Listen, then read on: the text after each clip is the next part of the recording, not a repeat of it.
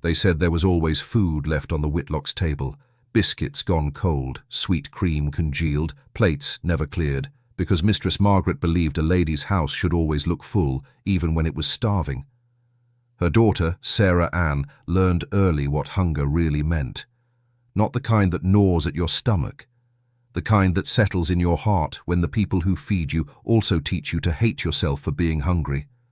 By the time she was 8, the servants had stopped whispering her name. They just said the child upstairs, and crossed themselves when they heard the floor creak at night.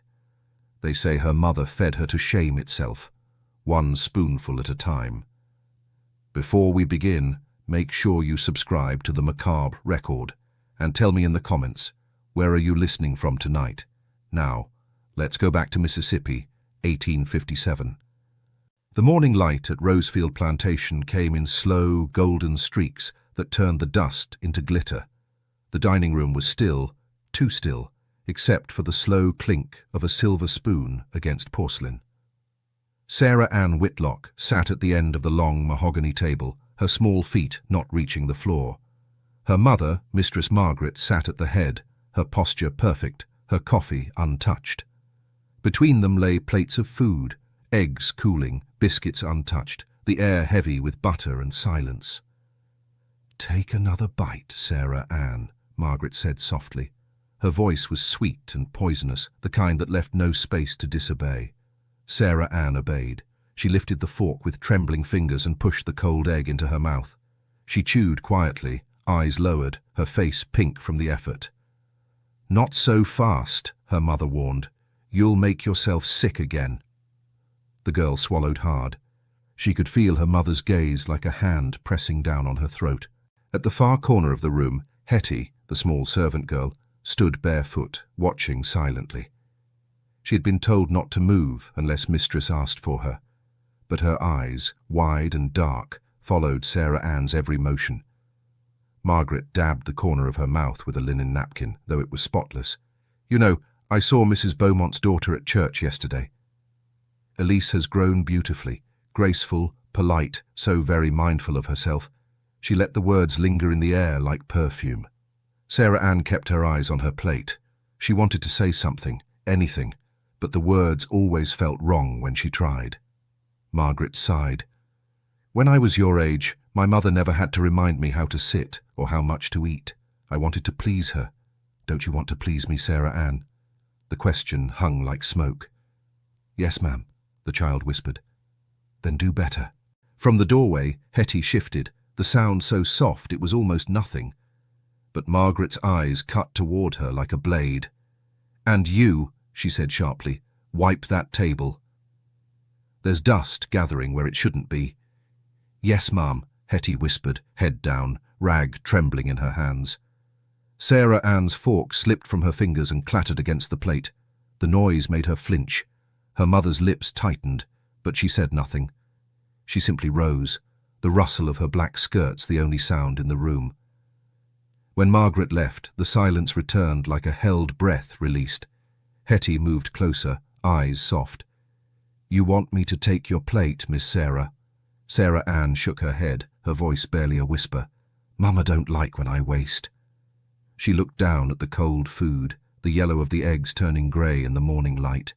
She picked up her fork again. Outside, the magnolias were blooming. Inside, the air smelled like shame. By late morning, the house filled with the sounds Margaret liked best, the faint tapping of shoes across polished floors, the soft hum of the maid dusting the parlour, and the ticking of her French clock on the mantel. She sat by the window with a needle and thread, stitching lace into a dress that wasn't hers. Every few minutes she'd pause, glance at her reflection in the glass, and smooth a stray curl back into place. Margaret Whitlock was a woman who lived by reflections, what others saw, what others said, what others envied. And in Rosefield's quiet rooms, reputation was more valuable than love. Her hands moved quickly through the white fabric as her thoughts wandered to Mrs. Clara Beaumont. Clara's home was smaller, her husband poorer, but she was the kind of woman people called charming. She always had a laugh ready, always something sweet to say, and her daughter Elise had grown into a dainty little thing that made Margaret's stomach twist. At the last Sunday service, Clara had leaned over and whispered, "Sarah Ann must be growing fast." She's such a strong little girl. Margaret knew what that word meant. Strong. It meant heavy, unfeminine, a disappointment dressed in politeness. She'd smiled anyway, thin-lipped and brittle, and said, "She takes after her father." Now, sitting by the window, that word kept echoing. Strong. Hettie entered the room carrying a tray of folded linens. She stopped just short of the doorway and lowered her eyes. Margaret's voice was cool. "Where's Sarah Ann?" "In her room, ma'am," Hettie murmured. "Miss Sarah said she don't feel well." Margaret's needle paused. "Not feel well," she repeated softly, as if tasting the words. "Tell her to come down. I don't abide weakness in this house." "Yes, ma'am." When Hettie left, Margaret turned her eyes back to the window. Outside, the magnolia tree gleamed white under the noon sun. For a moment she thought she saw a shadow move under it, a small round shape sitting in the dirt. Her heart skipped. But when she blinked, there was nothing, just petals falling. She pressed her hand to her chest and forced herself to breathe. Sarah Ann arrived a few minutes later, still in her nightdress, her curls tangled and her face flushed. Margaret didn't look up. "You forgot your manners again," she said calmly. "You should always greet your mother before entering a room." "Good morning, Mama," the child said softly. "Good afternoon," Margaret corrected. "You've slept the day away." Sarah Ann's stomach rumbled, loud enough to make her wince. Margaret's eyes flicked up, cold amusement flickering in them. "You see?" Even your stomach's unladylike Sarah Ann lowered her gaze, pressing her palms against her middle. "Go wash. I'll be having tea with Mrs. Beaumont this evening. I'd like you to sit with us, quietly, of course. Perhaps you'll learn something." "Yes, ma'am." As Sarah Ann turned to leave, Margaret called after her. "Wear the blue dress," she said. "It hides more of you." Thomas Whitlock came home when the sun was low, that hour when the sky turned the same colour as whiskey and the air smelled faintly of dust and tobacco. The fields were quiet, the workday was done. He liked that quiet. He liked most things quiet. He stepped through the back door, wiping his boots before crossing into the hall. From the parlour he could hear his wife's voice, low and measured, each word sharpened like glass. She was entertaining Mrs. Beaumont again. He hung his hat on the rack and stood for a moment, listening. "Children reflect their mothers," Margaret was saying. "A girl who lacks discipline grows into a woman who embarrasses herself. I'm determined to prevent that." Clara Beaumont's syrupy laugh followed. "Of course, dear. It's a mother's duty to shape what God gives us, though some children are harder to shape than others." Thomas felt something tighten behind his ribs. He could picture them both, Margaret upright and perfect, Clara leaning forward with her false kindness. He thought of Sarah Ann upstairs, likely sitting in her little chair, hands folded, trying to disappear into the air. He moved to the stairwell, his boots silent on the wood. From the landing he could see the light from Sarah Ann's room, soft, flickering. He found her sitting at her vanity, her round face glowing in the lamplight. The blue dress her mother had chosen was a size too small, the buttons strained at the seams. She was trying to brush her hair, but kept stopping to wipe her eyes. When she saw him, she froze. "Evening, Papa." Thomas smiled faintly. "You look fine, Sarah." She shook her head. "Mama says I look wrong." He hesitated, then sat on the edge of her bed. "Your mama says a lot of things." Sarah's lip trembled. "Am I bad?" The question hung in the air like smoke. He wanted to say no, wanted to lift her into his arms and tell her she was perfect, that she was still his little girl who used to follow him through the orchards carrying a basket twice her size. But he didn't. He just sighed, reached out, and smoothed her hair. "Your mama means well."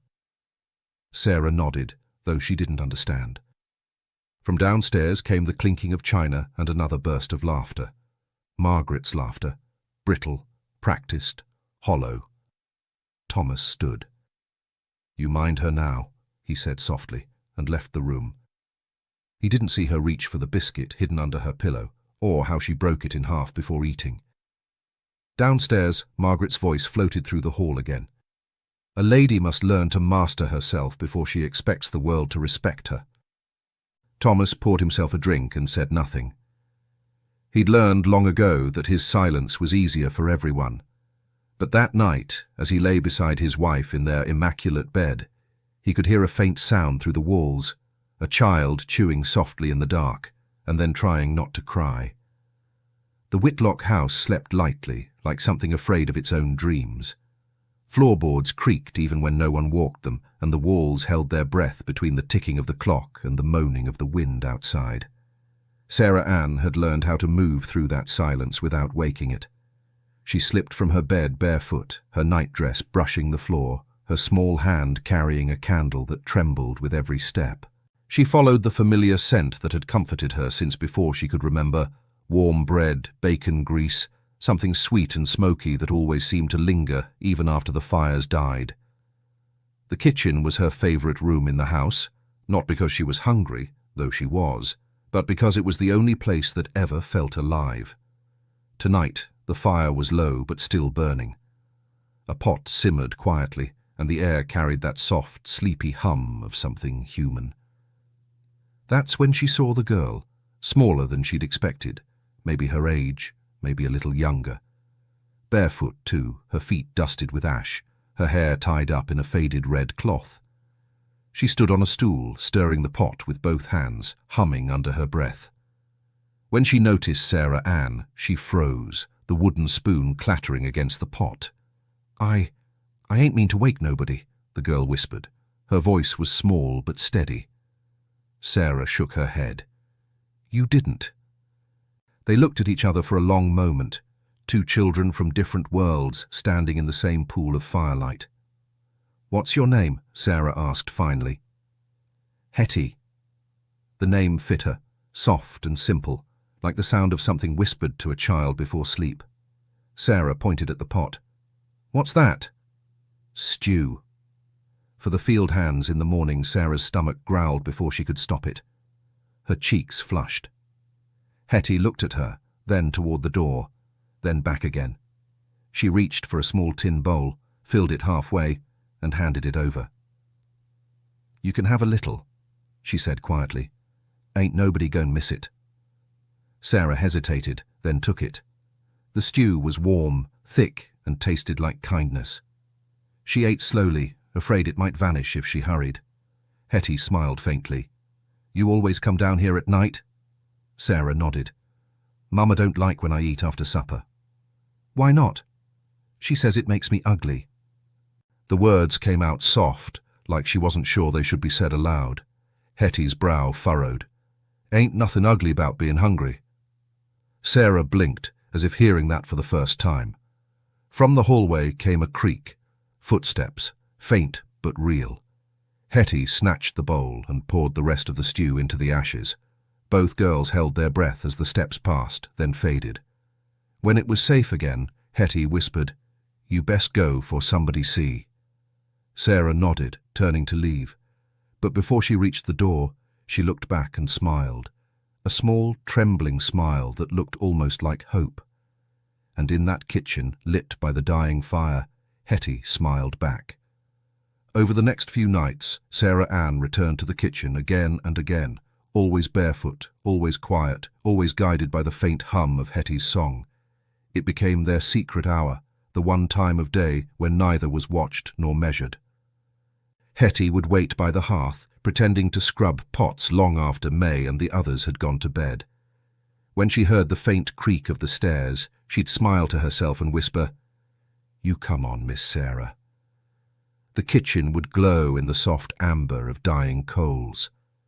Sarah would sit on a stool beside the table, feet swinging, candle in hand. Hettie would ladle a little stew or a biscuit saved from supper, or sometimes just a spoonful of molasses. They ate together in silence, their chewing blending with the low crackle of the fire. For the first time in her life, Sarah didn't feel wrong. She didn't have to hide her hunger or her laughter. Hettie never told her to stop. She never looked at her the way grown-ups did, with disgust or pity or shame. "You ever get in trouble for this?" Sarah asked one night. Hettie shrugged. Ain't the worst thing I done." "You don't have to," Sarah said softly. "Mama says I shouldn't eat much. That it's better for me." Hettie wiped her hands on her apron. "Your mama ever go hungry?" Sarah thought for a moment, frowning. "I don't think so." "Then she don't know what better means," Hettie said simply. Sarah giggled, then covered her mouth. It was the first real laugh Hettie had heard from her. Outside, the frogs sang in the river grass, and the air was thick with magnolia and smoke. In that small, forgotten room, the two girls carved out something no one could name. Not friendship exactly, but a shared loneliness that fed on itself. May sometimes caught sight of them when she came to stoke the fire before dawn. She'd stand quietly at the door, watching the two girls bent over their bowls, heads nearly touching. Her heart ached, but she said nothing. There were some kindnesses the world had no room for. One night, Hettie gave Sarah a small tin cup of sweet milk, whispering, "You drink it slow now." Sarah took a sip and sighed, her eyes closing. "This tastes like happy," Hettie grinned. "It's just milk." "No," Sarah said dreamily. "It's more than that." The clock in the hall struck midnight. Both girls froze. "You better go," Hettie said quickly. "If Mistress finds you—" Sarah nodded and slipped away, her candle flickering in the dark. When she reached her room, she hid the cup beneath her pillow, as if keeping a piece of that hour close to her. Downstairs, Hettie washed the dishes in silence, smiling faintly. For the first time since she'd come to Rosefield, she didn't feel invisible. But in the room above, Sarah's mother was still awake, and she had heard the faint creak of the stairs. Morning light slanted through the parlour like a blade. Margaret Whitlock moved through it slowly, a porcelain cup trembling faintly in her hand. She wasn't tired. She never allowed herself to be tired, but she was unsettled. The house had whispered again last night. Footsteps, faint ones, too light to be a servant, too late to be her husband. She set the cup down and noticed it, the faintest dusting of crumbs on the carpet near the stairs, a single greasy fingerprint on the polished banister. Her jaw tightened. By the time she reached Sarah Ann's room, her calmness had hardened into something colder. She knocked once, then entered without waiting for an answer. Sarah sat up quickly, clutching her pillow. Her cheeks were flushed, her curls tangled from sleep. "Good morning, Mama." Margaret's eyes swept the room, the folded nightdress at the foot of the bed, the candle stub on the table, the faint smell of smoke and sugar that didn't belong upstairs. She lifted the pillow and found it, a small tin cup, its bottom streaked with milk. She held it up, her expression unreadable. "Where did you get this?" Sarah's lips parted, but no sound came out. "Well?" Margaret pressed. "Speak up, child." I was thirsty," Sarah stammered. "I went to the kitchen." Margaret said nothing for a long moment. Then she smiled, slow and thin. "At night?" Sarah nodded weakly. Her mother set the cup down on the vanity and straightened her posture. "You're a young lady, not an animal wandering the house for scraps. Do you understand me?" "Yes, Ma'am." "Good. Then you'll eat what I give you, when I give it." Nothing more. Sarah's eyes filled. "Yes, Ma'am." Margaret stepped closer, lowering her voice until it sounded almost kind. "Do you know why I'm hard on you, Sarah Ann?" The girl shook her head. "Because I love you," she said. "Because I want the world to look at you and see something worth admiring." Not something to pity, Sarah blinked through her tears, unsure if she was being comforted or condemned. From the doorway, Hettie watched silently, holding a stack of folded linens. Margaret turned to her sharply. "You," she said. "Did you know about this?" Hettie froze. "No, Ma'am." Margaret studied her face, that careful stillness only the enslaved learned to wear. "See that it doesn't happen again." "Yes, Ma'am."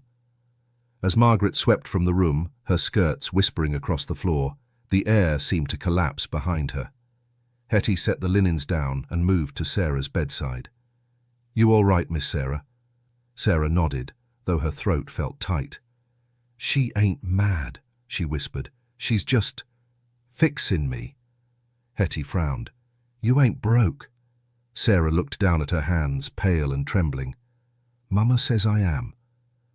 Outside, the magnolia petals drifted past the window, soft, white, and falling slow, like snow that refused to melt.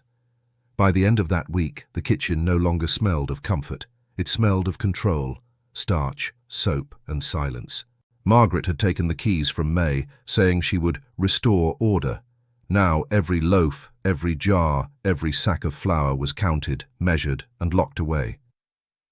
At breakfast, she brought with her a small leather-bound notebook and a silver pen. She called it her house ledger, but everyone in the house knew it was really Sarah Ann's. The first morning she used it, she sat across from her daughter with a calmness that felt like cruelty wrapped in silk. "From now on," she said, "we'll be keeping record of what goes into that little mouth of yours." For your own good, Sarah nodded, though she didn't understand. Margaret wrote neatly on the first page. Breakfast, 1 egg, half biscuit, 1 slice bacon. Milk, half cup. Behavior, satisfactory. She glanced up and smiled. You see? Nothing to fear. A lady must be accountable for what she consumes. Hettie stood against the wall, eyes on the floor, holding a folded napkin. She could feel the child's shame like heat in the room. Sarah ate slowly, each bite tasting heavier than the last. When she finished, her mother closed the ledger, smoothing her hand over the cover like a promise. "Good," Margaret said softly. "We'll do this again at midday." By noon, the ritual had become something else, not a record but a performance. Margaret dictated the meal like a prayer. 2 bites of ham, 1 biscuit, no butter. Every mouthful Sarah took, her mother marked down. Every glance toward the kitchen door, every hesitation, became a note in the margin. Thomas watched once, then left the table before the meal was done. He couldn't bear it, though he'd never say so aloud. "Discipline builds character," he muttered on his way out, half to his wife, half to himself. After dinner, Hettie carried the plates away and found Sarah alone in the hallway, head pressed against the wall. "You don't got to cry," Hettie whispered. Sarah sniffled. "Mama says I do it to myself." "That I make her ashamed. She's wrong." Sarah turned her tear-streaked face toward her. "Then why do I feel like she's right?" The question hung between them, heavier than hunger. That night, Margaret added 1 more line to the ledger. Evening, refused dessert, praiseworthy restraint. Then, almost as an afterthought, she dipped her pen again and wrote, "Note, Hettie to remain with her during meals for supervision." She closed the book and blew out the candle. Outside, the moon hung white and swollen over Rosefield, watching the house with the same quiet pity as the magnolias. Inside, Sarah lay awake in the dark, her stomach growling, her hands folded like she was praying for something she couldn't name, not food, not forgiveness, but maybe for her mother to stop loving her in this way. The days that followed stretched long and heavy, like the air before a storm. Meals became ceremonies, and Margaret was the priestess of them all. She kept her ledger close, tucked beneath her arm, the way some women held their Bibles. She said it was a record of progress, but everyone else called it the Book of Hunger.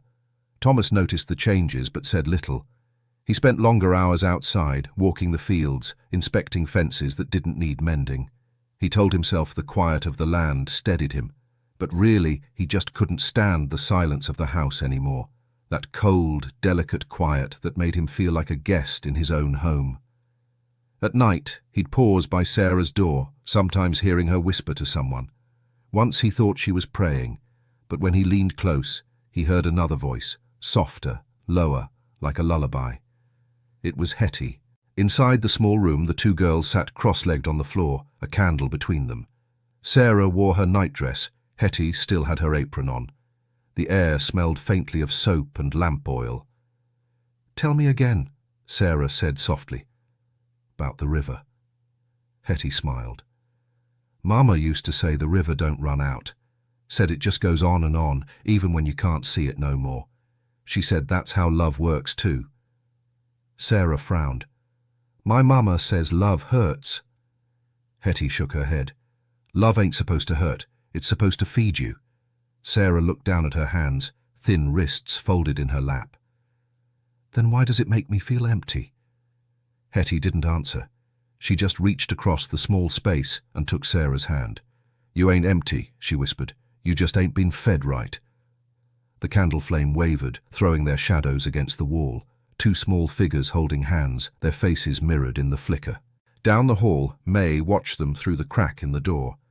Her heart ached, but she didn't interrupt. She knew some things in that house only survived because they were secret. The next morning, Thomas found Margaret in the parlour, writing again in her ledger. You think you're helping her, he said quietly. But she's fading, Maggie. Look at her. Margaret didn't look up. You wouldn't understand. You've never been a mother. Thomas's jaw tightened. No, but I had one. And she never made me feel like a burden. Margaret's pen froze mid-word.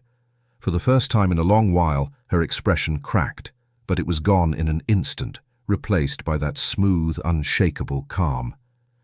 If you won't support me, she said evenly, then stay out of my way. He did. That night, Sarah whispered to Hettie that she dreamed of the river, wide and endless, carrying her away from the house and its rules and ledgers. And when she woke, she swore she could still hear the water, faint and far off, like it was calling her name. By the end of that summer, Sarah Ann had learned the art of secrecy. She didn't call it rebellion, she was too young to know that word, but her body did. It knew how to move softly, how to hide, how to steal just enough to keep the world from swallowing her whole.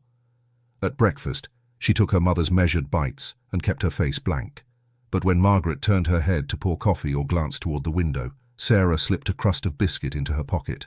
At supper, a spoonful of rice, a scrap of ham. She hid them under the folds of her dress, pressing her hand over them like she was guarding treasure. In her room, when the candles burned low and the house went quiet, she'd pull the food from her pockets, crumbs, soft and warm from her body, and eat them slowly in the dark. Each bite was small, deliberate, a prayer she didn't have to say out loud. Sometimes she'd hear her mother's footsteps in the hallway and freeze. The floorboards outside her door would creak, pause, then fade. When the silence returned, she'd chew again, tears mixing with the salt of the food. Hettie found out one evening when she came to bring linens and saw Sarah brushing crumbs from her lap. "You'll make yourself sick," Hettie whispered. Sarah shook her head. "It's better when I eat quiet." Hettie frowned. "You shouldn't have to hide for something everybody else gets to do." Sarah's eyes were wide, almost pleading. "Don't tell." Hettie didn't. She just nodded and helped her brush the crumbs away. From that night on, she began slipping Sarah little things when she could. A slice of apple, a heel of cornbread, a spoonful of jam on a folded napkin. She'd leave them in the corner of the room, under the sewing basket or behind the curtain. It became their language. Hettie never spoke of it, and Sarah never thanked her. Not out of rudeness, but reverence. Gratitude made it real, and real things could be taken away. Meanwhile, Margaret grew more obsessed with control. She began weighing Sarah's dresses, convinced she could see the change in every seam. She added new columns to her ledger: behavior after meals, demeanor during prayer. Each day her voice sharpened like a knife honed on routine. "You will not undo my work," she'd whisper when Sarah turned away. "You will not shame me again." But sometimes, when Margaret looked into her daughter's face, she'd catch a flash of something she couldn't name. Not defiance exactly, but a kind of quiet endurance that frightened her. Because despite all her efforts, Sarah wasn't fading. She was surviving.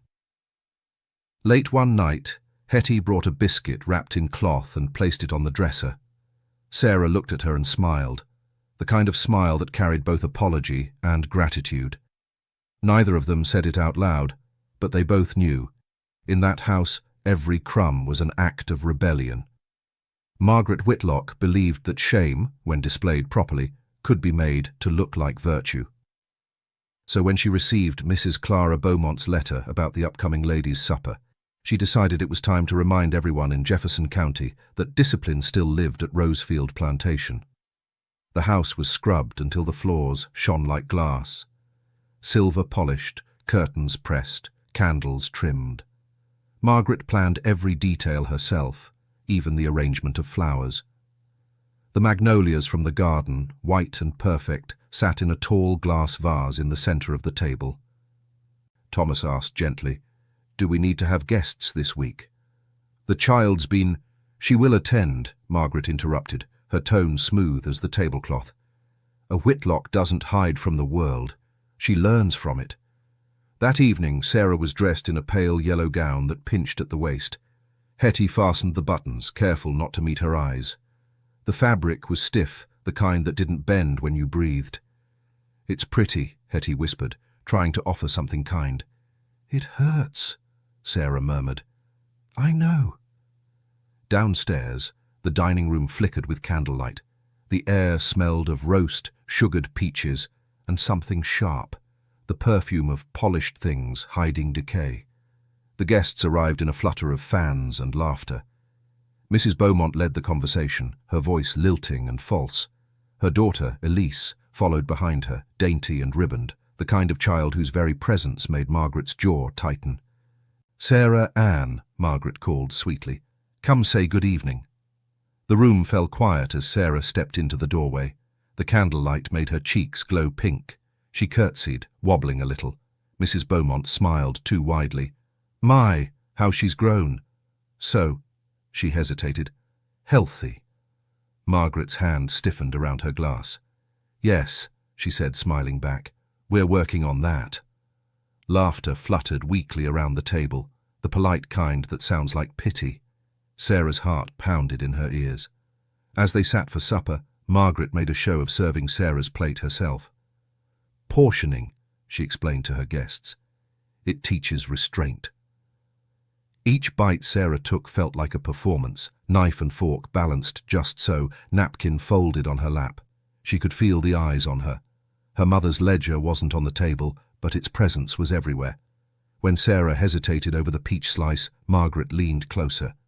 "Don't you want to show everyone how much better you've become?" Sarah's throat tightened. "Yes, ma'am." "Then finish." The room went still as Sarah obeyed, swallowing the sweetness that suddenly tasted like salt. Mrs. Beaumont's fan fluttered faster. Elise looked down at her plate, pretending not to see. When the last course was cleared, Margaret smiled like a woman who'd just won a silent war. "See," she said softly to Clara, "every lady can be trained, if she's loved enough." And across the table, Sarah sat motionless, her hands folded neatly in her lap, the perfect picture of a child who'd learned to starve with grace. The house was quiet again after the guests left, but it was the wrong kind of quiet, the kind that holds its breath before something cruel happens. Margaret moved through the dining room alone, her heels soft against the rug, her fingers brushing over the linen tablecloth as if searching for imperfection. She stopped when she saw it. A crumb, no bigger than a fingernail, sitting near the edge of Sarah's plate. Her expression did not change, but the air in the room shifted. From the hallway came Hettie, carrying a tray of teacups back to the kitchen. Margaret's voice was calm, almost kind. "You were serving tonight, weren't you?" "Yes, ma'am." "Then perhaps you can explain to me why my daughter's plate isn't spotless." Hettie froze, eyes darting to the crumb. Maybe I missed it, ma'am." Margaret stepped closer, her perfume heavy and sweet. "You missed it." "Yes, ma'am." The smile she gave was gentle and terrifying. "Go wait by the back steps." Hettie hesitated, just long enough for Margaret's smile to fade. "Now." The kitchen was dark when May found her standing outside, trembling. The older woman's face tightened. "What you done, child?" "Nothing," Hettie whispered. "Just forgot a crumb." May closed her eyes. "You stay quiet. Don't give her reason to make it worse." But Margaret didn't need a reason. She came out moments later, holding a thin switch she kept by the door for discipline. Her tone was soft, her movements measured. She didn't believe in noise or mess. "You'll remember next time," she said simply, and struck Hettie's hands. Once, twice, again. The girl didn't cry. She bit her lip so hard it bled. Inside the house, Sarah stood in the hallway, her back pressed to the wall, listening. Each sound, the swish of the switch, the dull breath that followed, carved itself into her chest. When it was over, she crept downstairs. The door to the yard was still open. she saw Hettie sitting on the steps, shoulders shaking silently, her hands red and trembling. Sarah knelt beside her, eyes wide. "I'm sorry," she whispered. "It's my fault." Hettie shook her head. "No, ma'am, it ain't." Sarah hesitated, then pulled a handkerchief from her sleeve and wrapped it around Hettie's hands. It was small, white, embroidered with her initials, one of the few things that belonged only to her. "You keep it," she said. Hettie didn't argue. She just nodded, tears streaking her soot-stained face. From the doorway, May watched, the mistress's daughter and the servant's child, bound by the same quiet pain. Later, when Sarah climbed into bed, she pressed her face into the pillow and whispered to herself, over and over, "Mama loves me. Mama loves me." But the words didn't sound like comfort anymore. They sounded like something breaking. And in the yard below, Hettie sat beneath the magnolia tree, staring at the house, whispering to the wind, "Don't let her take that child's heart." The mirrors in Rosefield had always been part of the house, tall, ornate, gilded in gold leaf that caught the light like trapped fire. But after that night, Sarah Ann began to see them differently. It started with the one in the upstairs hallway. Each morning, when Margaret brushed past her on the way to breakfast, she'd stop, turn Sarah toward the glass, and smooth the child's hair with cool, deliberate hands. "Look," she'd say softly, "that's what everyone sees when they look at you. Do you like it?" Sarah never knew how to answer. The mirror showed her a round face, pale cheeks, soft arms, the same girl she'd always been. But her mother's silence afterward made it feel like something was wrong with the reflection. Margaret would sigh, her tone polite and distant. "It's all right. You'll learn to change what can be changed." Sarah didn't know what that meant, but she began trying. When no one was watching, she'd stand in front of the mirror and pull her nightdress tight against her stomach, sucking in until she couldn't breathe. She'd turn sideways, hold her breath, then release it in a shudder. The glass would fog faintly from her exhale, as if even it didn't want to see her. Some nights, she'd whisper to her reflection. "I'm sorry," she'd tell it. "I'll be better tomorrow." Hettie found her like that once, standing in the moonlight, staring at her own face as if waiting for it to apologize back. "Miss Sarah," Hettie whispered, stepping inside the room. "You'll catch a chill." Sarah didn't move. "Hettie, if I were pretty, Mama would stop being sad." The words came out small, half broken. Hettie stepped closer. "Ain't nothing wrong with your face. You just got more of it than some." Sarah blinked, confused, then laughed. Just a little, a soft sound that almost hurt coming out. But when Hettie left, the laughter faded and the mirror waited. That same night, Margaret wrote another entry in her ledger. "Child shows improvement in restraint but lacks awareness of presentation. Must emphasize dignity and self-possession." Then, beneath it, she added, "Begin morning reflection exercises to instill accountability." The next day, she made Sarah stand before the parlor mirror after each meal. "You see?" she'd murmur. "You eat too much. It shows here first." Her fingers brushed the girl's cheek.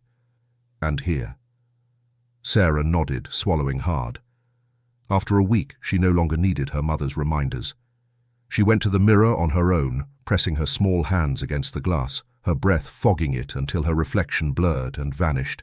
Sometimes she'd think she saw another version of herself looking back, smaller, thinner, prettier, the kind her mother might love. And on those nights, when the house was still, and even the magnolias outside seemed to sleep, Sarah would whisper to the darkened glass, "Tomorrow I'll be her. I promise." The preacher came on a Sunday afternoon, his carriage rolling up the dirt drive like a shadow that didn't belong to the light. Reverend Elijah Grafton had been visiting Rosefield since before Sarah was born, a thin man with a silver cross that hung too heavy for his narrow chest. He spoke softly, but every word sounded like a warning. Margaret met him at the door herself, dressed in pale lavender, her hair pinned neatly.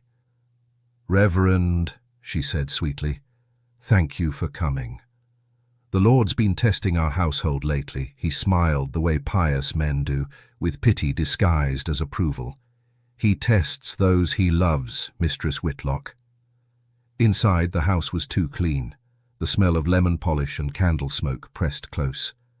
Sarah stood by the parlour wall, small and silent, her hands folded like a penitent. Hettie stood a few steps behind, carrying a tray of tea she was not to drink. Margaret gestured to her daughter. "She's been struggling with temptation," she said softly, as if describing a fever. "I've tried discipline, prayer, but—" The preacher's eyes settled on Sarah. "Temptation comes in many forms," he said, "and the devil hides himself best in the small indulgences." Sarah felt her stomach twist. She wasn't sure if he was talking about her or to her. Margaret nodded solemnly. "Exactly. I fear her appetite has become a reflection of weakness." Reverend Grafton placed a hand on his Bible. "Then she must learn restraint, not for vanity's sake, but for her soul." The flesh is the door through which sin enters. His gaze lingered on the child, not cruel, but heavy, like judgment wrapped in scripture. "You wish to be good, don't you, Sarah Ann?" "Yes, sir," she whispered. "Then you must master your desires. Hunger, gluttony, pride, they're all the same serpent wearing different faces. The body must be ruled by the spirit." Margaret's eyes glowed with vindication. "You see, Sarah? The Reverend agrees. We'll begin a fast tomorrow." For cleansing, Sarah's throat went dry. "How long, Mama?" "Until the Lord tells us you're pure again," Margaret said gently. When the Reverend left, the house felt smaller, as if his words had taken up space that no one could reclaim. That night, Hettie slipped into Sarah's room and found her sitting at the window, staring out into the dark. "You don't gotta listen to him," Hettie whispered. "He don't know what you've been through." Sarah didn't turn around. "He's God's man," she said. "If he says I'm full of sin, then I must be." Hettie wanted to argue, but she saw the way Sarah's fingers dug into her own arms, the way her small shoulders shook without sound. So she just stood beside her until the candle burned low. Outside, the magnolias swayed in the night breeze, shedding their white petals one by one. And inside, the fasting began, not as punishment but as prayer. The fast began on a Monday, the same way most punishments began in Rosefield, quietly, as though it were part of the natural order. Margaret announced it at breakfast. "There will be no bread on the table this week," she said evenly. "No butter, no sweets. The Lord calls us to cleanse, and we will answer." Thomas looked up from his newspaper. "Maggie." She didn't let him finish. "If we cannot discipline the body, we do not deserve grace." Sarah sat very still, her small hands folded in her lap. Across the room, Hettie carried a pitcher of water, pretending not to listen. But her stomach tightened with dread. She already knew what cleansing meant in that house. It never stopped at the mistress. When the meal ended, Margaret turned to her. "You'll stay by her side, Hettie," she said. "Every moment. You'll fast together. She'll learn obedience from your example." Hettie blinked. "Yes, ma'am." That night, the kitchen went dark early. May, who had lived through enough seasons of cruelty to know better, said nothing. She slipped a piece of bread into her apron pocket, praying neither child would need it. By the second day, Sarah's head ached. She tried to pray, but her thoughts kept circling the smell of cornbread that drifted faintly from the servants' quarters. Hettie stayed close. When Sarah swayed, she steadied her. When Margaret entered the room, she lowered her eyes and whispered scripture, words that sounded holy but meant nothing to her. "You're learning restraint," Margaret said approvingly on the third day. "Your body will thank you for this." Sarah nodded faintly, too weak to argue. That night, when the mistress finally went to bed, Hettie crept into the kitchen and knelt by the stove. She pulled out the hidden bread May had left, tore it in half, and carried it upstairs. Sarah was awake, eyes hollow, lips pale. When she saw the bread, she shook her head. "Mum'll know," Hettie whispered. "Then we don't tell her." Sarah hesitated, then took a small bite. The bread crumbled on her tongue like salvation. Tears rolled down her cheeks before she could stop them. Hettie watched her chew, her own throat tight. "It's just food," she said softly. "Ain't no sin in wanting to live." But in Rosefield, even life had to be justified. The next morning, Margaret stood by the parlour window, watching the girls walk slowly across the yard to church. Their steps were small, unsteady, their hands clasped like two pilgrims bound for repentance.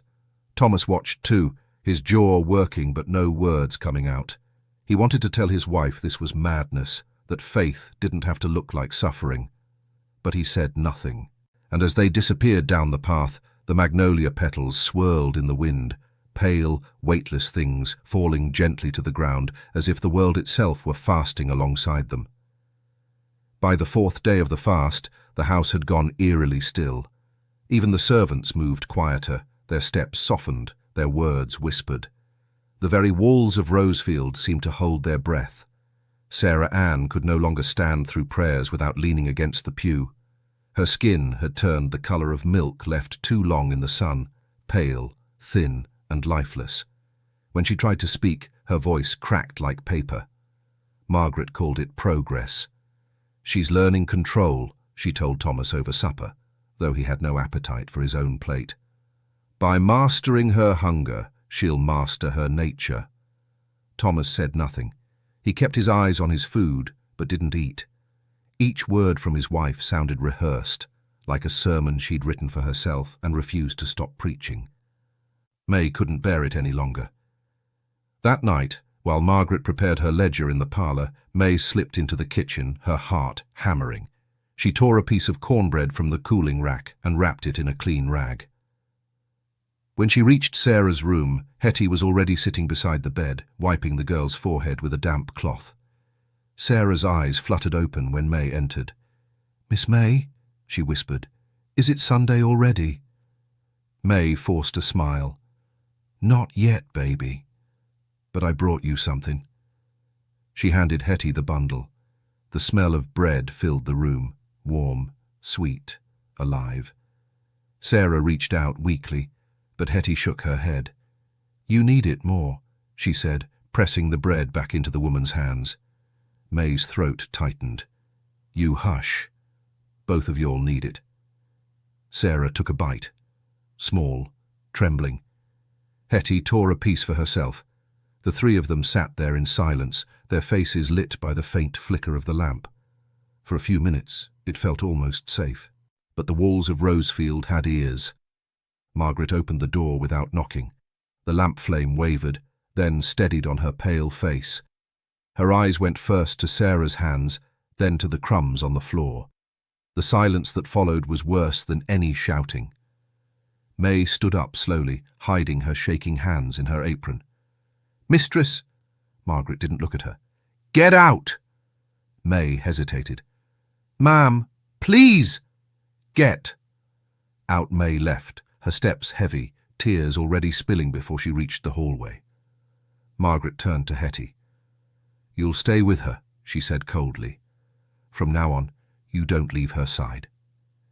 If she eats, you'll answer for it. If she disobeys, you'll both learn discipline together." She locked the door behind her. For a long time, neither girl spoke. Sarah stared at the knob, her small hands trembling. "She thinks I can't stop," she whispered. "She thinks I'll always want more." Hettie sat down beside her on the floor, their shoulders touching. "Then we stop together," she said softly. "Only till she forgets." But Margaret Whitlock never forgot anything, and from that night on, the two girls ate only what she allowed, her silence, her scripture, and her shame. The days blurred together after that, hunger and silence stitched so tightly they became the same thing. The door to Sarah's room stayed locked, and the key hung from Margaret's belt. She brought meals herself now, carrying the tray like a ritual offering. Sometimes there'd be a single biscuit, sometimes nothing at all. "This is what strength feels like," she'd say, setting it on the dresser. "You'll thank me one day."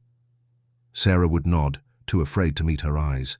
When the door closed behind her, she'd wait until the sound of footsteps faded, then whisper to Hettie. I can still hear her. "Who?" "Mama. She talks even when she's gone." At first, Hettie thought Sarah was joking, another childish game to survive the boredom, but soon the voice came, even when Sarah was asleep. She'd wake in the middle of the night, eyes wide, whispering answers to questions only she could hear. "Stop eating so fast," she'd mumble, half dreaming. "Sit up straight. Don't make me look at you." Hettie would shake her gently. "Ain't nobody here, Miss Sarah." But Sarah would only stare at the mirror across the room, her voice trembling. "She's always here." One morning, Margaret unlocked the door and found Sarah sitting cross-legged on the floor, staring into the glass. "What are you doing?" "Waiting for you," Sarah said. Her voice was calm, too calm. Margaret's smile faltered. "You'll wash and come down." "We're having company this evening." Sarah didn't move. "You already said that yesterday." Margaret frowned. "You're confused, darling." "No, Mom." Sarah's eyes stayed fixed on the mirror. "You keep saying the same things. Every day, even when you're not here." For a moment, something flickered in Margaret's face. Not guilt, not pity, but fear. Then it vanished. She reached for her daughter's hand. "You're tired."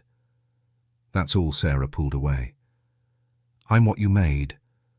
The words struck harder than any slap. Margaret stepped back, the colour draining from her cheeks. That night, Sarah refused to eat. The tray stayed untouched on the floor. When Margaret came to check, she found both girls asleep beside each other, Hettie's arm around Sarah's shoulders, their breaths shallow and synchronized. She stood there for a long time, candle in hand, the flame flickering like a pulse. Something inside her, something buried deep, trembled, but she didn't let it show. Instead, she blew out the candle and left them in darkness. In the stillness, Sarah stirred. Her lips moved soundlessly at first, then whispered the words that had begun to haunt the halls of Rosefield. "She's in my head, Hettie." "Even when I'm quiet and somewhere in the dark," Hettie whispered back, her voice breaking. "I know." By midsummer, the air inside Rosefield had grown thick and heavy, like the house itself was breathing shallowly. The walls seemed to listen now. Every whisper, every footstep, every thought hung suspended in that humid silence. Sarah Ann spent most of her time at the window. The magnolia tree outside had begun to shed its last blossoms, leaving behind green pods that cracked open in the heat. She watched them fall, one by one, like tiny hearts too heavy to hold on. Hettie sat on the floor beside her, sewing a torn hem. "You don't got to keep looking out there," she said softly. "Ain't nothing but fields." Sarah didn't turn her head. "It's something else when you walk far enough."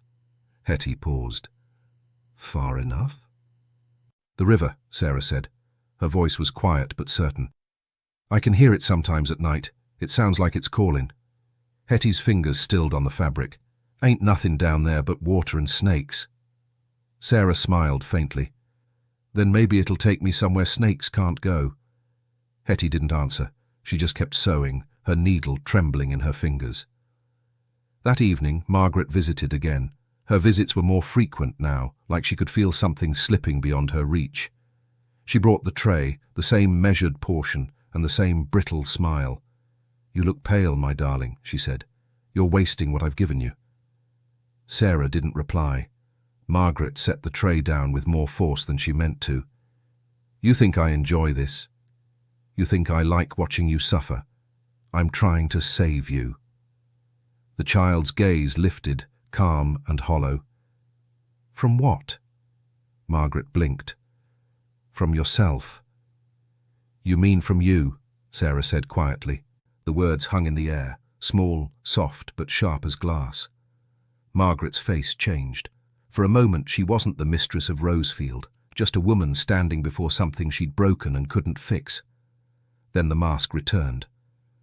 "You'll eat now," she said coldly, "and you'll pray for forgiveness before bed." When she left, the lock clicked again, that sound of finality both girls had come to dread. Sarah turned to Hettie. "She says she's saving me."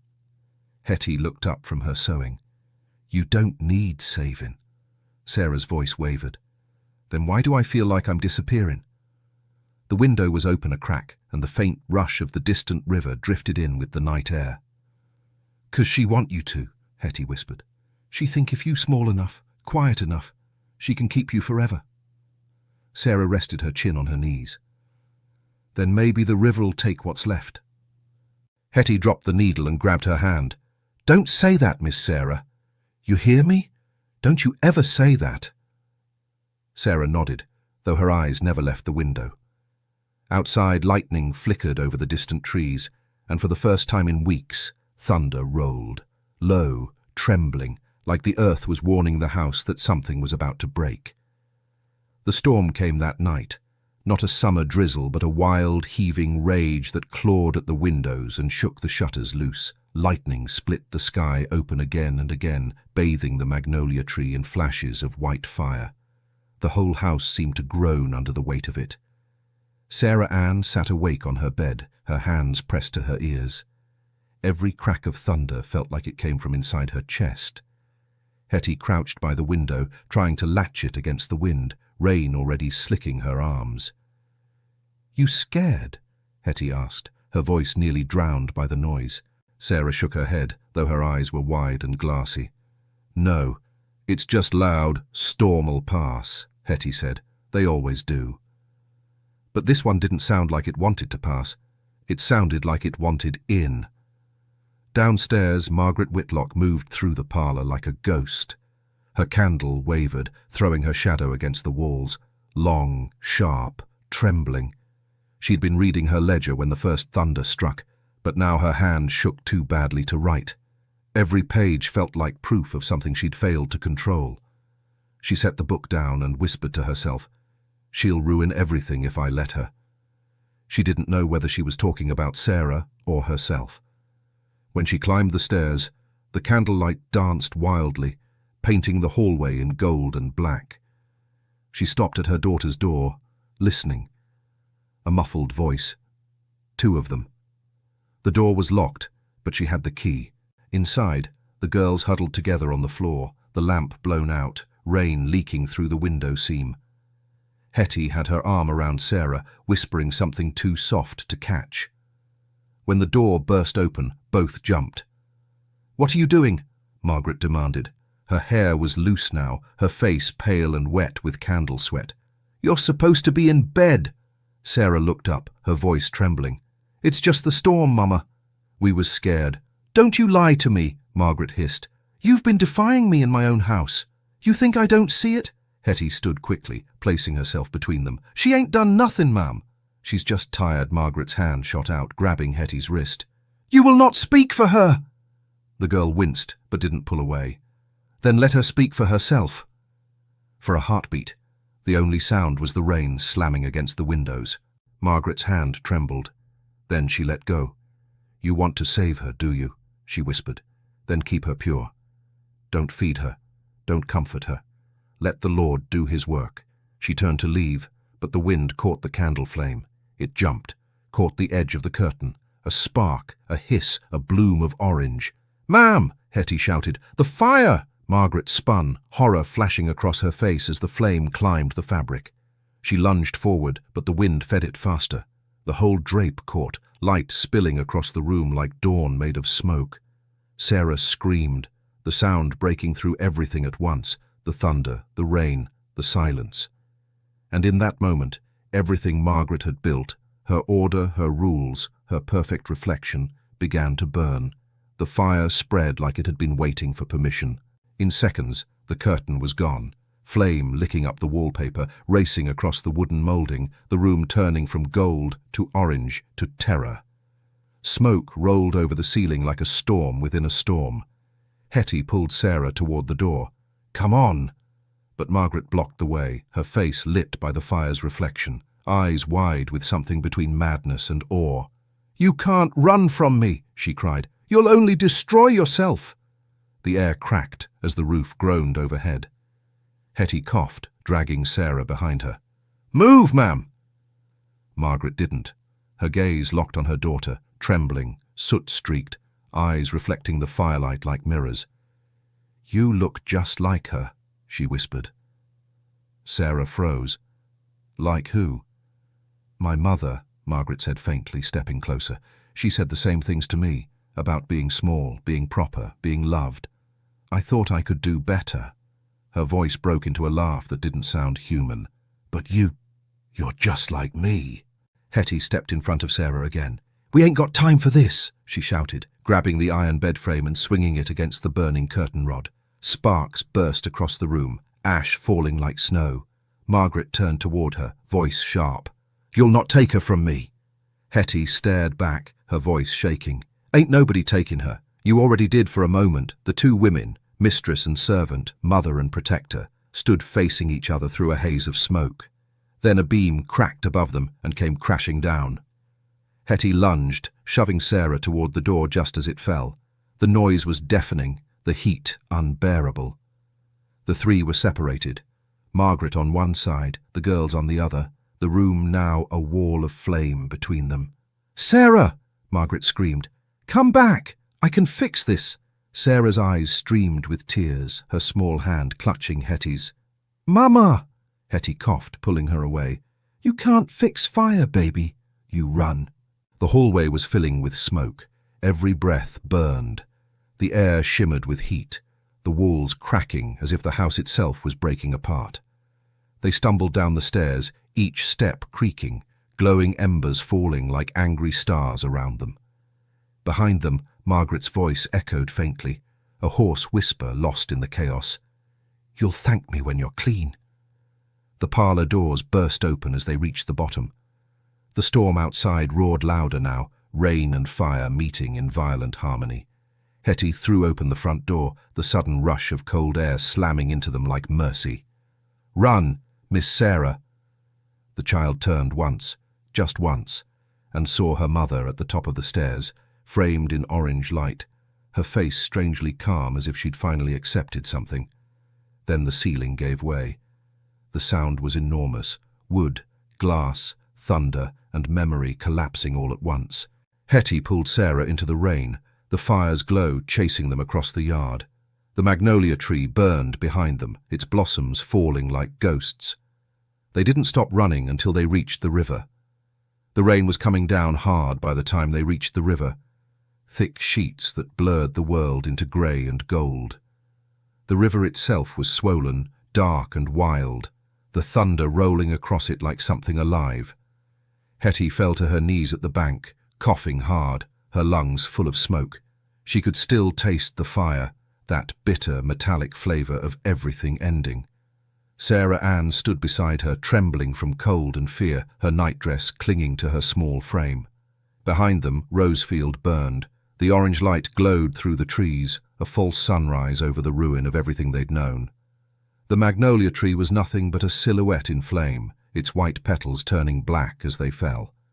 Sarah stared at it, her face streaked with rain and soot. "Mama's still in there." Hettie looked up, her voice breaking. "Ain't nothing left to save, baby." "But she'll be scared," Sarah whispered. "She don't like the dark." Hettie reached for her shoulders, turning her gently away from the fire. "She the one made the dark, Miss Sarah. We just livin' in it." The wind howled, carrying the sound of collapsing timber. For a moment, Sarah thought she heard her mother's voice, faint, carried through the rain. Not words, just that soft, trembling hum she'd heard before prayers. "Do you hear that?" she asked. Hettie listened, her eyes wide. "That's the house dyin'." "Let it die." Sarah took a shaky breath, staring out at the river. It looked endless, black water stretching into nowhere. "Where we gonna go?" Hettie didn't answer right away. The rain hit the water hard, rippling light across its surface. "We follow it," she said finally. "Water always leads somewhere." Sarah's teeth chattered. "What if it don't? Then we keep walking till it does." Hettie pulled off her apron and wrapped it around Sarah's shoulders. "You cold?" Sarah nodded. "Good," Hettie whispered. "Cold means you still alive." For a long time they sat there, watching the fire burn itself smaller. The sky above them turned black-blue, lightning flashing across it like a split seam. At last, Sarah spoke again. "I used to think Mama could fix anything." Hettie looked at her, eyes soft. "Some things don't need fixing. Some things need leaving behind." Sarah turned back toward the river. "If we go in, will it wash us clean?" Hettie hesitated. "Ain't nothing wrong with you that need washing." The child didn't answer. She just watched her reflection tremble on the water's surface, a pale ghost in the dark, doubled and broken by every ripple. Then she reached out, her fingers brushing the surface. "It's warm," she whispered. "Like breath." Hettie took her hand. "Then breathe, Miss Sarah. Don't let her take that from you." Behind them, Rosefield's roof finally gave way with a roar. The sound rolled across the field like thunder finding its echo. And beneath the storm, the river kept moving, steady, endless, uncaring, carrying the firelight away until only darkness remained. By morning, the storm had passed. What remained was silence, that strange, heavy kind that comes after something terrible, when even the earth seems to hold its breath. The fire at Rosefield had eaten everything it could. The house was nothing but a blackened skeleton, the brick chimneys still standing like grave markers. The magnolia tree, once so proud, was burned down to a stump, its branches curled in on themselves like fingers. Sarah Ann stood barefoot in the wet grass, staring at the ruins. Smoke still rose in thin grey ribbons that smelled of ash and memory. Her nightdress clung to her like a second skin, stiff from the rain. Hettie stood beside her, one hand resting lightly on her shoulder. "Don't look too long," Hettie said quietly. "Ain't nothing there for you now." Sarah didn't answer. Her lips moved as if she were whispering something, but no sound came out. "You think she gone?" Hettie asked softly. Sarah nodded. "She was gone before the fire." The words came flat, hollow. Hettie wanted to hold her, to tell her she was wrong, but she wasn't. They spent the morning by the river, washing the soot from their faces and wringing out their clothes. The water ran cloudy for a long while, carrying pieces of the plantation downstream, wood, ash, a shred of lace that might once have been part of a curtain. When the sun broke through the clouds, Hettie found a bit of bread May must have dropped during the escape. It was soaked and soft, but Sarah ate it anyway. "You ain't got to be strong now," Hettie said gently. "Ain't nobody watching." But Sarah didn't know how to stop. She chewed in silence, her eyes fixed on the water, as if something were moving beneath it.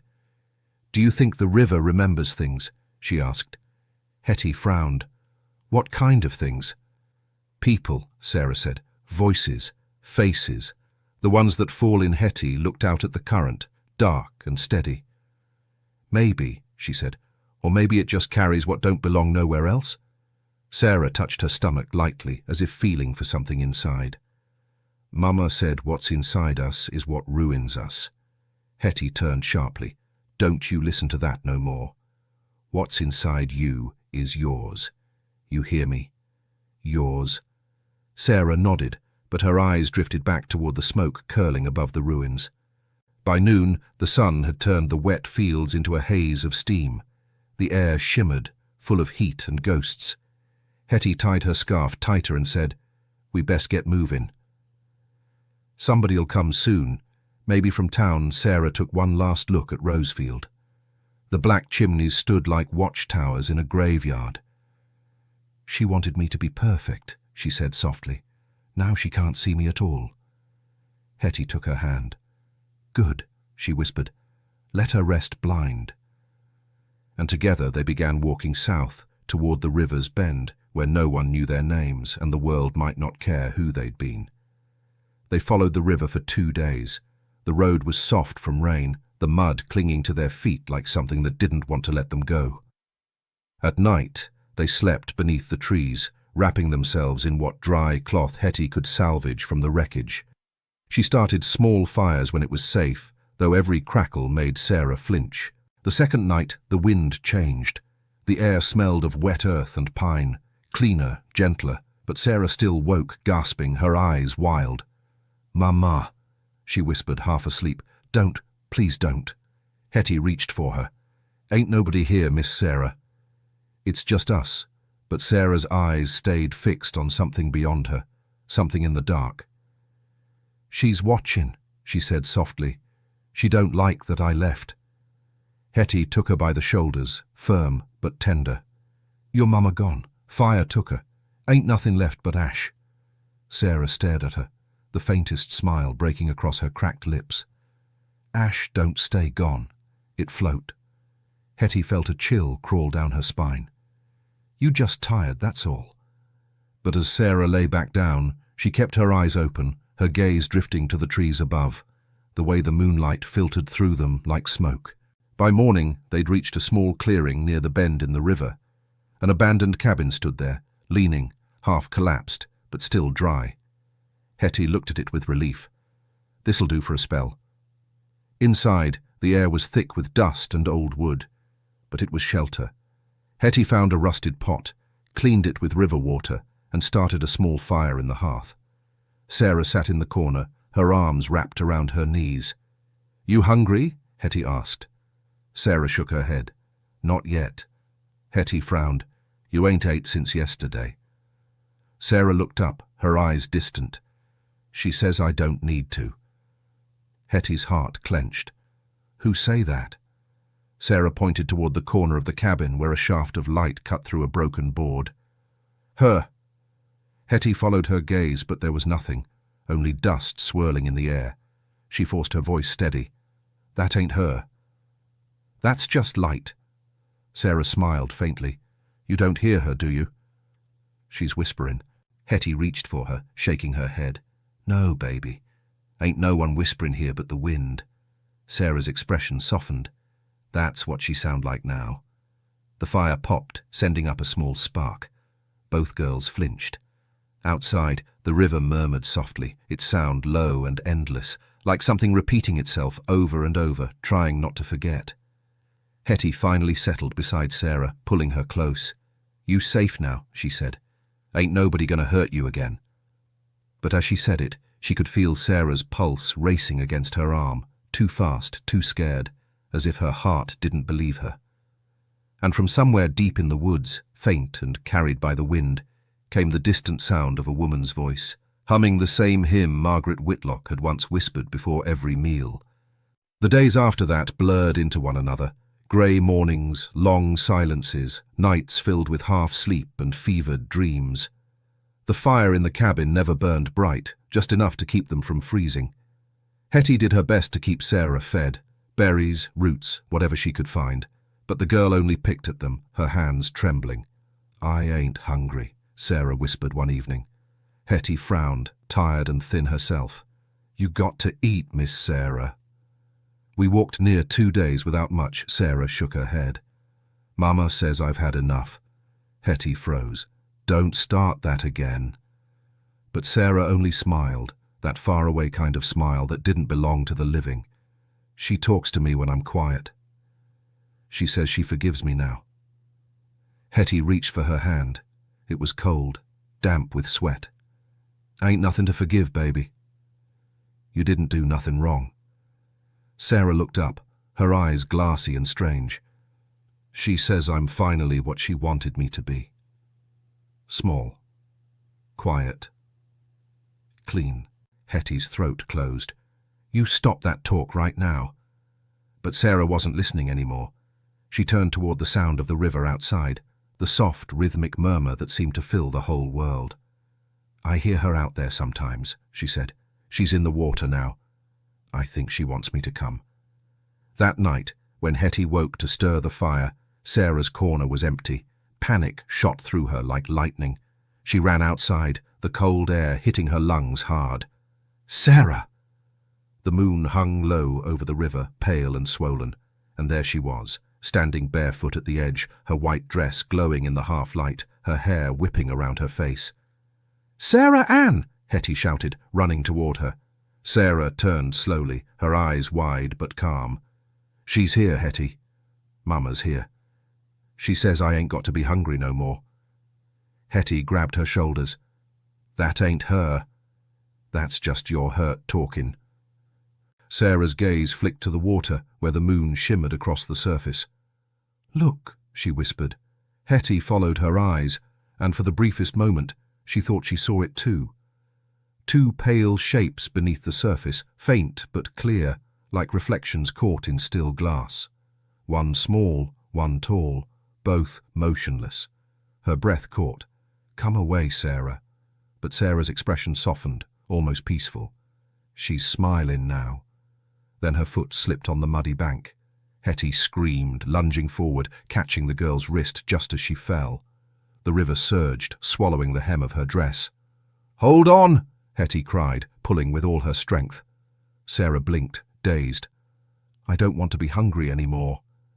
Hettie yanked harder, dragging her back onto the grass. Both fell, soaked and shaking. For a long time they just lay there, the river rushing beside them, dark, endless, whispering its soft, cruel lullaby. Hettie pressed her forehead to Sarah's. "Don't you leave me." "Not like that." Sarah stared past her at the water. "She ain't gone, Hettie. She's just changed places." And as thunder rumbled far away, Hettie realized the fire hadn't killed Margaret Whitlock, it had only moved her. For the next few days, Hettie didn't let Sarah out of her sight. Every time the girl's gaze wandered toward the river, she'd gently turn her face away. Every time she whispered her mother's name, Hettie spoke over it, humming softly, old songs her own mama used to sing to chase bad dreams away. But the voice that haunted Sarah couldn't be drowned out. It had sunk deeper than hearing. It was in her breath, her heartbeat, the quiet between thoughts. She began to wake before dawn, sitting by the cabin's small window, watching the fog drift off the water. "She calls softer now," Sarah whispered one morning, "like she's tired too." Hettie stirred from sleep, rubbing her eyes. "Ain't no one callin', baby. You just hearin' the river talk." Sarah turned her head slowly. "The river sound like her." Hettie got up, crossed the room and knelt in front of her. "You listen to me, Miss Sarah. You got a choice now. You can follow what's gone, or you can stay with what's left." Sarah looked down at her hands, small, pale, trembling. "What's left don't feel real." Hettie took those hands in hers, pressing them to her chest. "Then you feel this. You feel me breathing. That's real. That's the Lord's proof you still hear." For a moment, Sarah nodded, but then her eyes drifted toward the window again, unfocused, as if the world outside was whispering something only she could hear. That night, Hettie dreamed of fire, not of the burning house, but of the magnolia tree, its petals catching light like tiny lanterns. In the dream, Sarah stood beneath it, smiling, her face peaceful, her dress clean. When Hettie woke, the bed beside her was empty. The cabin door hung open, the night air cold and damp. "Sarah!" The river was louder than before, swollen from the storm, the moon breaking itself on its surface. And there, just beyond the reeds, she saw the girl standing in the shallows, her white dress clinging to her body, her hair plastered against her face. "Sarah Ann!" Sarah turned, her eyes glassy and distant. "It's quiet here," she said. "She don't sound angry no more." "Come out that water," Hettie begged, stepping closer. Sarah smiled faintly. "She say I can rest now." And before Hettie could reach her, the girl leaned forward, slow, gentle, as if surrendering to sleep, and slipped beneath the surface. Hettie screamed her name, plunging after her, the cold burning through her lungs. She searched, clawed, cried out into the current, but the river was stronger. It carried the child away in silence. When she finally crawled onto the bank, she collapsed in the mud, sobbing into her hands. The moonlight shimmered across the water, still, calm, almost kind. And there, for just a breath, Hettie saw two faint reflections side by side, one small, one tall, until the current broke them apart. She stayed there until morning, whispering the same words over and over. "You was enough, baby. You was always enough." Years passed. The river forgot the sound of their names, but the land remembered. Rosefield Plantation never rose again. Nature took back what was hers, vines crawling over scorched brick, grass pushing through the cracks of the old foundation. The magnolia tree somehow grew back from its own ashes. Its trunk was twisted and hollow now, but every spring it bloomed again, white petals against a blackened stump, stubborn and beautiful. People from nearby towns avoided that stretch of road. They said it was cursed, that if you stood by the ruins at dusk, you'd hear a woman's voice humming from somewhere you couldn't place. Some said it came from the tree, others swore it came from the river. No one ever mentioned the child. Hettie lived far from that place by then. She'd grown older, quieter, her hands rough from years of washing other people's clothes. But she never spoke of Rosefield, not to anyone. Some wounds didn't heal when spoken, they healed only when carried. Every year, when the magnolias bloomed, she'd walk back to the river. She never went near the ruins, only to the water's edge. She'd bring a single candle, light it, and let it drift downstream. One evening, as the sun sank low and the water turned gold, she saw something, faint but real. Two small shapes in the reflection, standing side by side beneath the rippling surface. Sarah's face, and beside it, a woman's. Not the mistress, not the monster, but the mother she might have been if love had meant gentleness instead of control. The reflections stayed until the wind broke the water's skin, scattering them into ripples. Hettie whispered, "Rest easy, Miss Sarah," and watched the candle float until it vanished into the bend. When she turned to leave, she looked once more at the magnolia tree. The petals were falling in slow, soundless drifts, blanketing the ground like snow. She smiled then, a small, sad smile that held both grief and peace, and began the long walk home. Behind her the river kept whispering, the same way it always had. But if you listened close enough, through the rush of the water and the hum of the wind, you might swear you could still hear a child's laughter, soft, far away, carried downstream. And when the moon rose over what was left of Rosefield, its reflection shimmered faintly in the water. Two figures standing together, hand in hand, their faces turned toward the light. They did not speak. They didn't have to. Because after all the hunger, the fire and the silence, they were finally what they'd always wanted to be, unseen, untouched, free. If you're still here, take a breath. Stories like this don't end with ghosts or curses. They end with what people leave behind, the quiet horrors that linger long after the house is gone, and the echoes of those who were never meant to be remembered. Some say, on still nights, you can hear the river sing beneath the magnolia tree, a soft hum like a mother's lullaby or a child's prayer. Maybe it's just the wind, or maybe it's what's left of them, two souls who learned too late that love can wound deeper than cruelty ever could. Before you go, make sure you subscribe to the Macabre Record, and tell me in the comments, where are you listening from tonight? Because somewhere, not too far from here, another story like this one is still waiting to be told.